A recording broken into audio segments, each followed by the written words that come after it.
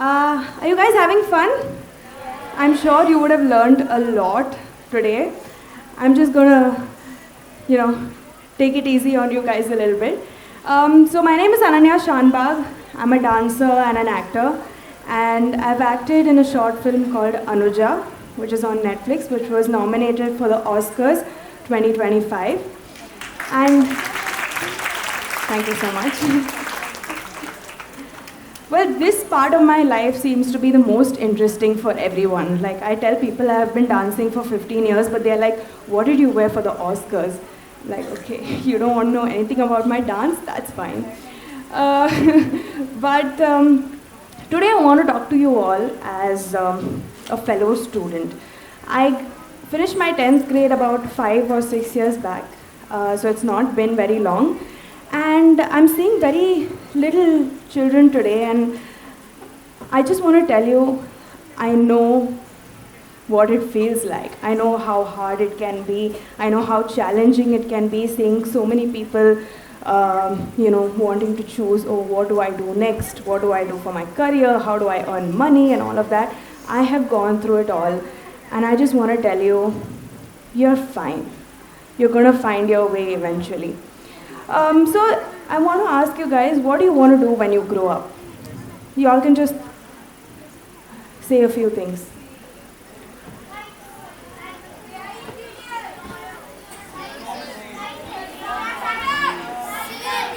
Okay.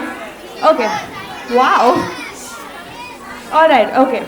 So when I was in school, when I was little, when anyone asked me what I want to be when I grow up, simply because of the lack of my knowledge, I would say I want to be a parlor wali auntie.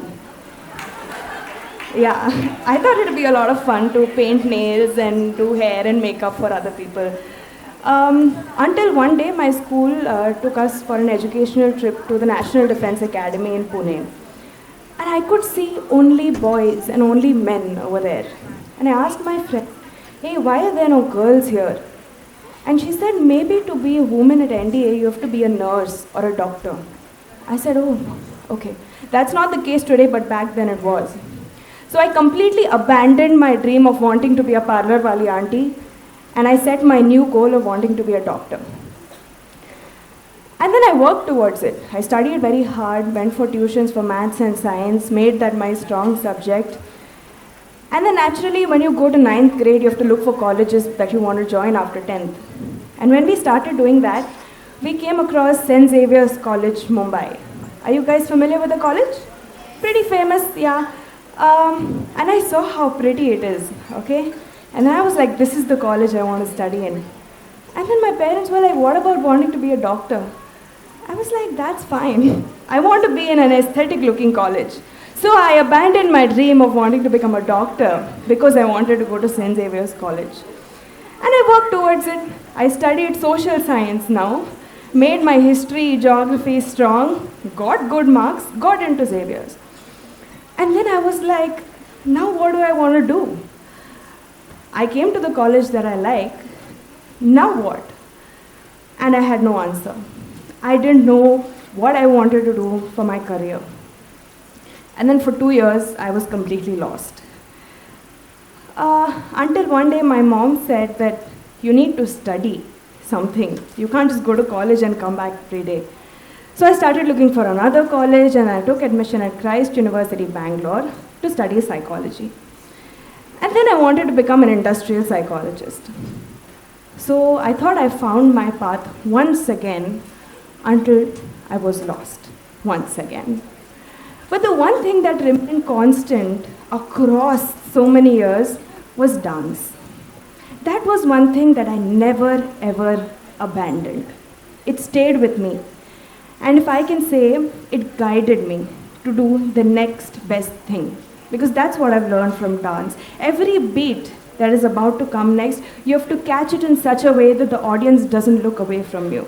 And that's what I've learned in life, is the next best step that you take has to be not only for you, has to be the next best step for everybody around you. And I was lost until I found my stage. Do you know what a stage is? Can somebody tell me what a stage is? Yes.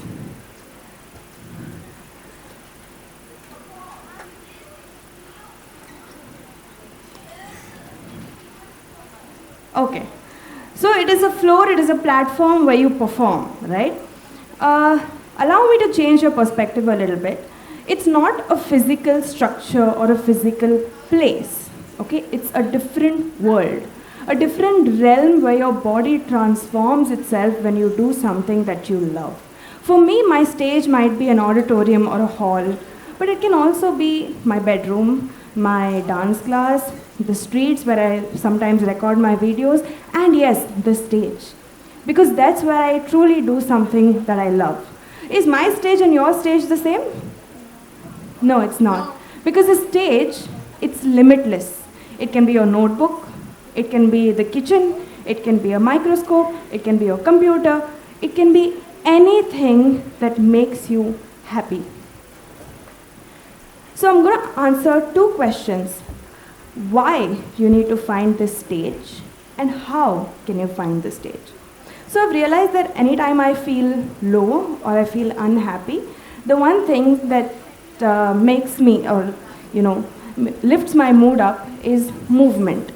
It's not dance necessarily, it's movement. Walking, running, looking at myself in the mirror and talking, doing bizarre things in my room when no one's watching me.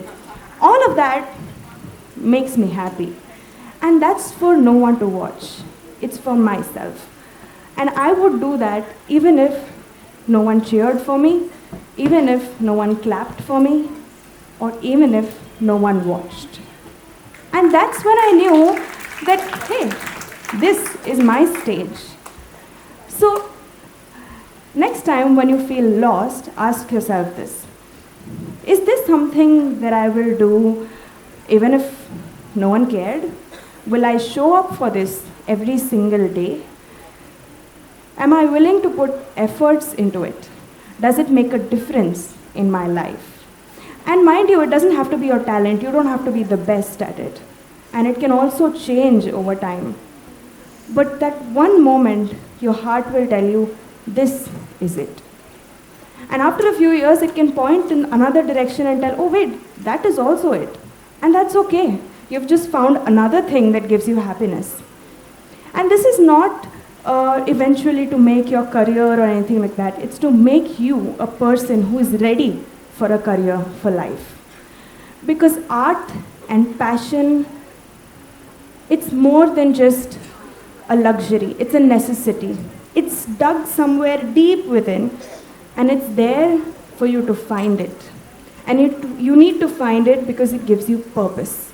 It's something that you'll do when you don't have anyone to talk to. It's something that you do when you feel low or you don't feel okay. And it's going to give you strength to be independent, strength to gain control over your emotions. And most importantly, it's going to give you discipline. When you learn to focus on a drawing or a poetry continuously for 2 hours, you learn how to channelize your brain while studying continuously for 2 hours. It'll teach you how not to get distracted. It'll teach you how to be focused. And that's one thing that I've learned from my passion is that until I was lost, I was very bad in academics. I used to get B, C, D. But once I started diligently practicing my art, my academics got so much better. I was the topper of my class in my first year, second year, and third year. And that's what passion has taught me. And today when I look back at my younger self, she was just a normal girl, small town girl, but from her heart, she was always a star. She was a dancer even before she knew what dance was. She was always on stage, even before she knew what a stage was. For her, every in-between thing was clapping her hands, tapping her feet, swirling her body, until that became her life. And everything else became the in-between. Thank you so much.